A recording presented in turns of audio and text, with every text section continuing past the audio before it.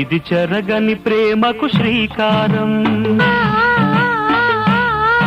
ఇది మమతల మేడకు ప్రాకారం, పండిన కలలకు శ్రీరస్తు, పసుపు కుంకుమకు శుభమస్తు, కనివిని ఎరుగని అనురాగానికి కలకాలం వైభోగమస్తు,